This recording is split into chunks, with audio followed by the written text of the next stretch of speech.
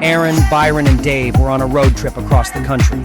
They had been driving for hours and were exhausted, but they were determined to reach their destination before nightfall.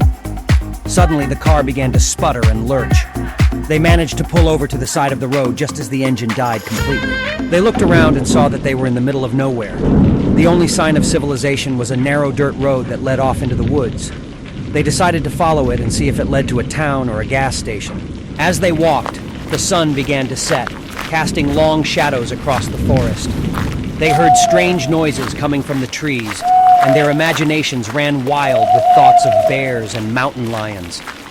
Suddenly, they heard the sound of footsteps behind them. They turned around and saw a man walking toward them. He was tall and thin, with wild, unkempt hair and a scraggly beard. He introduced himself as Jack and said that he lived nearby in a cabin deep in the woods. He offered to let them stay with him until they could get their car fixed. At first, the trio was hesitant, but they were desperate for shelter. They followed Jack through the woods to his cabin, which was a ramshackle structure with a tin roof and walls made of log. As soon as they stepped inside, they could smell the musty odor of the old wood. It was dark inside, and they could barely see anything. Jack lit a kerosene lamp and handed it to them. The flickering light revealed a room filled with dusty furniture and cobwebs. Byron wandered off to explore the cabin, and as he did, he discovered a locked door. He asked Jack about it, but the old man just laughed and said it was nothing.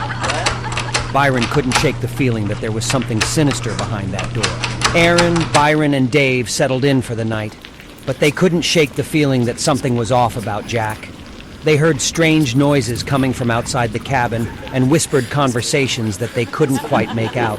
As they lay in their sleeping bags, they began to talk amongst themselves. Aaron said, "Do you guys get the feeling that Jack is hiding something from us? I mean, why does he have a locked door in his cabin?" Byron added, "And did you see the way he looked at us? It was like he was sizing us up, like we were prey." Dave nodded in agreement. I don't like this. We need to get out of here before something happens to us. But as they talked, they heard footsteps approaching the cabin. They heard the sound of a key turning in the lock of the mysterious door, and they knew that they were trapped.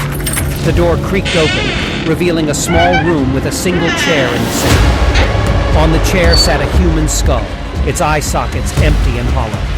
Jack stepped into the room, holding a rusty knife in his hand. He looked at the three travelers and said, "I'm sorry it had to come to this, but I need fresh blood to keep me alive."